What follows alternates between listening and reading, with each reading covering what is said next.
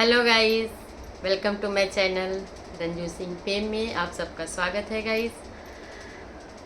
तो सावन चल रहा है, अब लास्ट एक और सोमवार का सावन का सोमवार सॉरी बचा हुआ है और शिव का ये महीना अब आने वाले नेक्स्ट फ्यू डेज़ में ख़त्म हो जाएगा। कुछ ही दिनों की बात है और अब आने वाला है हम सभी महिलाओं, बहनों, माँओं के लिए हरतालिका तीज व्रत। तो गाइस, जो लोग पहली बार कर रहे होंगे उनको बहुत ज़्यादा जानकारी की ज़रूरत हो सकती है, लेकिन जो कंटिन्यू कई सालों से कर रहे हैं, 1-2 साल 4 साल से भी कर रहे हैं, उन्हें सब पता होगा। तो गाइस, मैं ये पूजा विधि ज़्यादातर मैं वो बहुत ज़्यादा चर्चा करने नहीं आ रही हूँ।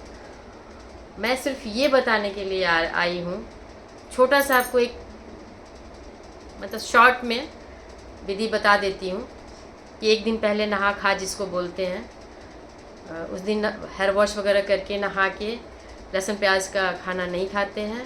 व्रत का संकल्प लेते हैं कि कल हम हरतालिका तीज का व्रत करेंगे। और ये व्रत इसलिए किया जाता है कि पार्वती जी का जो तपस्या था वो पूरा हुआ और उसी दिन शिव ने उन्हें वरदान दिया पति के रूप में प्राप्त होने का। उन्होंने तपस्या की थी शिव को पाने के लिए, तो उनका तपस्या पूर्ण हुआ था। उसी के उपलक्ष्य में हरतालिका तीज मनाया जाता है। इसकी कहानी है गाइज, आप लोग सुने होंगे। तो ये पड़ रहा है 2025 का अगस्त 26 यानी 26 अगस्त को ये हरतालिका तीज पड़ेगा। दूसरे दिन सुबह आप लोग नहा करके, जिस दिन व्रत रखना है, सुबह नहा के डेली जो पूजा करते हैं आप लोग कीजिए। और शाम की पूजा इसकी होती है गोधूली के टाइम में, सूरज डूबने के बाद।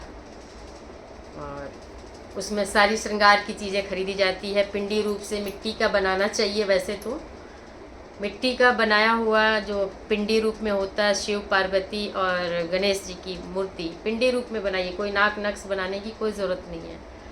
सिर्फ एक पिंडी बना देने से और आह्वान कर देने से वहाँ वो चीज़ें, एनर्जी जो है जो वो आती है और उसकी हम पूजा कर सकते हैं, करते आए हैं। पूजा में जो शिव के पूजन में जो भी सामग्री लगती है, भांग, धतूर, जनेऊ, आपका रक्षा सूत्र, अक्षत, तिल, जो भी लगता है वो सारी चीज़ें लगेंगी जो शिव पे चढ़ाई जाएगी। और बाकी मिठाई का भोग लगा सकते हैं आप लोग। आटे का बना हुआ कोई भी चीज़ बना सकते हैं, पुआ, पूड़ी, जो भी मीठी चीज़, वो भोग लगा सकते हैं। माता पार्वती के लिए जो आप लोग सामान खरीदेंगे श्रृंगार का, मेरा टॉपिक यही है कि आप, हम लोगों के बहुत पहले, मतलब आज से 15 साल, 20 साल पहले, 25 साल पहले, जब हम लोग जाते थे श्रृंगार का सामान लेने के लिए गए, तो वो इकट्ठा एक पोटली बना के देते थे कि हाँ 50 रुपये का है, 30 रुपये का, इसमें हर एक चीज़ है। श्रृंगार का 16 सामान उसमें होता था और हम माता को चढ़ा देते थे। लेकिन चढ़ाया हुआ सामान हम लोग उसमें से कुछ यूज़ नहीं करते थे, कुछ भी नहीं, ला के रखे रहते थे, पड़ा रहता था। अभी भी मेरे ख्याल से कहीं पड़ा होगा हमारे पास।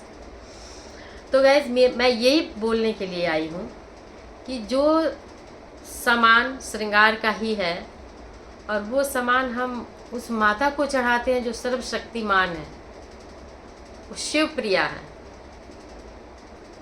खुद उनके पास वो ऐसी क्या चीज़ है जो नहीं हो सकती है, लेकिन हम भाव बस चढ़ाते हैं। तो भाव किसको बोलते हैं? हमारा भाव हो कि हमारे पास जैसा है उससे अच्छा हम दे माता को। उनकी हम आराधना कर रहे हैं, पूजा कर रहे हैं, उनको अच्छी चीज़ चढ़ाएं, ना कि एक फॉर्मेलिटी कर दें कि अरे श्रृंगार के सामान।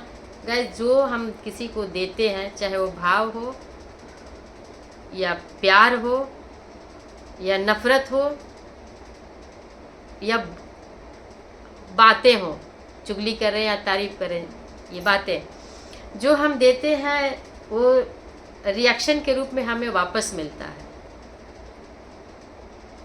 ये सबको पता है कि एक्शन का रिएक्शन होता है। जो हम चीज़ें देते हैं, बोलते हैं ना, कई ऐसे धर्म में है कि देना ही लेना है, जो आप दे रहे हो वही आपको मिलेगा, इससे इतर कुछ भी नहीं।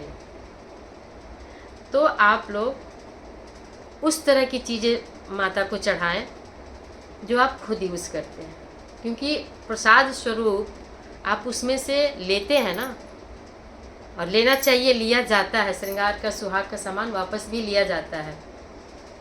इसका नियम है ना कि अगर माता के मांग में आपने 5 बार सिंदूर लगाया है माता को, तो 5 बार वापस भी आप लेते हैं, अपनी मांग में लगाते हैं, है ना ये विधान। तो जब एक सिंदूर चढ़ाया है वो आप वापस ले लेते हो, तो ये सस्ता टेढ़ा मेढ़ा सामान जो आपने माता को दे दिया और वही चीज़ आप ले करके यूज़ नहीं करोगे, तो आपके व्रत का, पूजा का और उस भाव का वही फल मिलेगा ना कि माता जो दिए हो वही लौटा देंगी। तो आपने किस भाव से लौटाया है, उसे चढ़ाया है, फॉर्मेलिटी की तरह ना। तो आपको भी वही फॉर्मेलिटी वाली ही चीज़ मिलेगी कि आपको पति भी मिला, सब कुछ मिला, लेकिन आप या तो खुश नहीं रहेंगे या पति आपको वो चीज़ें नहीं देगा, क्योंकि प्रेम नहीं देगा, भाव नहीं मिलेगा आपको, क्योंकि आपने माता को वही दिया ना, जिसकी रिस्पेक्ट नहीं है आपके लिए, सिर्फ आपके लिए एक फॉर्मेलिटी है कि अरे चलो चढ़ा दो, चढ़ाना ही तो है।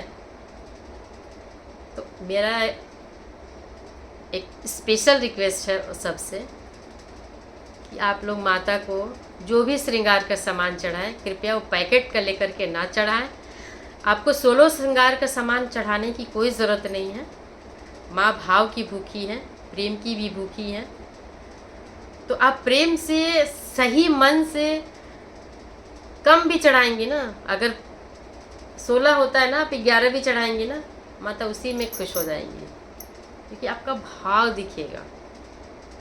आपको याद होगा रामायण में जब धनुष स्वयंवर हुआ था सीता का, जब सीता का स्वयंवर हुआ था, तो कुछ लोगों ने, उनके परिवारजनों ने सलाह दिया था कि अगर तुमको राम को पति रूप में पाना है तो जाओ, गिरिराज कुमारी का मंदिर था जहाँ पूजा करती थी सीता, तो गिरिराज कुमारी यानी पार्वती माता के मंदिर में जाओ और श्री राम को अपने लिए पति रूप में मांगो। वो सुनती हैं और वो देती हैं, अगर प्यार से कोई चीज़ मांगा तो गई सीता, इतने प्रेम में विह्वल थी, विवश थी, शुद्ध बुद्ध खोई हुई थी कि जब वो माला पहना रही थी पार्वती जी को, जो पत्थर की मूर्ति थी, अरे मूर्ति ही तो रखी जाती है ना मंदिर में, तो वो जो माला पहना रही थी तो बेशुद्ध थी प्रेम में, वो माला उनके शरीर मतलब सिर में ना जा करके नीचे गिर गया। गाइस, वो देख करके, उनके भाव को समझकर पार्वती जी की पत्थर की मूर्ति मुस्कुराई उनके प्रेम को देख करके, और वरदान दिया, आशीर्वाद दिया कि जाओ, तुम्हें मतलब जिसको सोच रही हो पति रूप में पाने के लिए, वो तुम्हें मिलेगा, मिल जाएगा, मिलेगा। और गाइस, मिला भी, क्योंकि आप लोग रामायण में कभी भी सुनिएगा स्वयंवर के आसपास की स्टोरी, तो इसमें ये कहानी आपको मिलेगी। तो माँ प्रेम की भूखी है, और हमको साल में एक बार हरतालिका तीज आता है तो आप लोग पूजा करते हैं। तो कृपया सामान की अधिकता से बेहतर है कि भाव की अधिकता रखिए और वो चीज़ें चढ़ाइए जो आपको प्यारी हो और आप उसका यूज़ कर सकें, खुशी से लगे कि हाँ ये कॉस्टली है, बहुत अच्छा है, इसको मैं भी यूज़ करूँगी माता से लेके प्रसाद रूप में। ये भाव रखिए इस साल से। और जो आपको चढ़ाना है तो उसमें से कुछ चीज़ें जो है आपको देना होता है ससुराल पक्ष में, चाहे अपनी सास को दें, ननद को दें, जेठानी को दें, हुआ सास को दें, आप उनको दे सकते हैं। तो वो साड़ियाँ भी खरीदिए तो एक लेवल में खरीदिए कि हाँ अच्छी हो, उनको भी जो दी जाए, कुछ दक्षिणा भी दिया जाता है तो वो चीज़ भी अच्छी कीजिए। देने में कंजूसी मत करिए, क्योंकि आपको साल में 1-2 बार देना होता है। अपने लिए तो हर कोई करता है, सभी लोग करते हैं, जिनको आप देंगे वो भी खुद के लिए करते हैं, लेकिन देने के भाव में प्रेम रखिए, ईमानदारी रखिए कि आपके पास है, सक्षम है, तो उस लेवल का आप कीजिए। जिसलिए नहीं आप हज़ारों लाखों का कर सकते हैं, इतना तो कर सकते हैं ना कि आप वो चीज़ें खुद भी पहन सकते हैं, आपको इतना पसंद आए, लगे कि हाँ ये बहुत अच्छा है, मैं भी पहन सकती हूँ, इस लेवल की पसंद होनी चाहिए। और ये जो चीज़ें चढ़ाई जाती है तो मैंने सुना है कि मायके पक्ष को नहीं देते हैं, मतलब अपनी माँ बहन को नहीं देते हैं लड़कियाँ, मतलब ससुराल वाली लड़कियाँ अपने ससुराल के लोगों को ही दे सकते हैं। अगर उनमें से कोई आसपास ना हो तो आप उसको मंदिर में किसी भी पंडिताइन को दे सकते हैं, ये नियम है। तो उम्मीद है, मेरे को दिमाग में आया, मैंने कहा ये काम मैं करती हूँ। पहले मैं नहीं करती थी क्योंकि मुझे नहीं पता था, मुझे लगता था ऐसे ही होता है, लेकिन मेरा अपना सिक्स सेंस काम किया कि नहीं, ये गलत है।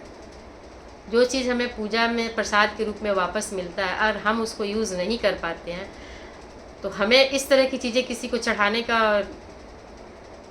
मतलब उनका अपमान करना है, उस तरह की चीज़ों को चढ़ा के, कि हम खुद उसको यूज़ ना कर पाए। तो मैंने खुद में चेंज किया, तो मुझे लगा कि ये पॉजिटिव चेंज है और ये आप लोगों के साइड तक पहुंचाना चाहिए। क्योंकि अभी कौन सा था पूजा, कल शायद पूजा था ना, हरियाली तीज थी कल, परसों संडे के दिन। तो वहाँ पर भी जब मैं फूल वगैरह ले रही थी तो वहाँ भी ये वही डिब्बे वाली चीज़ें मिल रही थी, पैकेट वाली। तो मैंने एक दो लेडीज़ को बोल करके उनका चेंज भी करवाया। हमने कहा नहीं, आप लोग वो चीज़ें लो जो आप लोग खुद यूज़ कर सकते हो। उन्होंने बोला हाँ दीदी आप ठीक कह रही हैं। तो उन्होंने लिया, वो नहीं लिया पैकेट वाला। आपको ज़रूरी नहीं है कि आप बिछवा दो, बिछवा देना कोई ज़रूरी नहीं है। बिछवा महंगा मिल रहा, नहीं देना ना, मत दीजिए, लेकिन जो दीजिए वो सॉलिड दीजिए। अगर मान लीजिए बिछवा देने का इस साल आपका नहीं है बजट, आप नेक्स्ट ईयर में कर दीजिए, कुछ और चीज़ें कम करके ये चीज़ें आगे कर दीजिए, अगले वाले में दे दीजिए। अगर दान का है देने का इच्छा तो चांदी का दीजिए, छोटा दीजिए। लोहा पत्थर करने का क्या मतलब है? आप पहनेंगे लोहा पत्थर का, जो मिलता है उसके अंदर जो बिछिया होता है वो लोहे का ही होता है। हम लोग पहनते हैं लोहे का? नहीं ना। तो फिर हम लोग उसको कैसे दे सकते हैं जो शिव प्रिया है, जो मतलब दुनिया का रक्षा करने का और पालन करने का क्षमता है उस माता में, उस शक्ति में, उसको हम वैसे कैसे दे सकते हैं? उसका अपमान ही तो करेंगे। उसका कंसिक्वेंस सभी को मिल रहा है। बाय गाइस, मिलते हैं फिर किसी अगले ब्लॉग में, कोई नई जानकारी, कोई नए विषय में। तब तक आप लोग ये वीडियो देखिए, ब्लॉग एंजॉय कीजिए। अच्छा लगे लाइक कमेंट के साथ सब्सक्राइब ज़रूर कीजिए। सब्सक्राइब बहुत ज़रूरत है, क्योंकि सब्सक्रिप्शन नहीं होगा तो फिर चैनल ग्रो कैसे होगा? जो यूट्यूब का क्राइटेरिया है वो पूरा ही नहीं होगा गाइस। तो सब्सक्राइब ज़रूर कीजिए, हेल्प कीजिए। इतनी नई नई जानकारियाँ आप लोगों को मिलती रहेंगी। बाय।